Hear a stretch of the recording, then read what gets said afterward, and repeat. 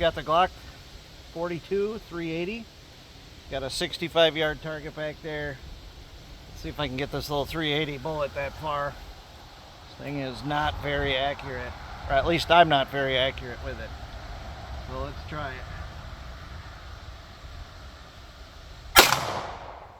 Oh. Try it again.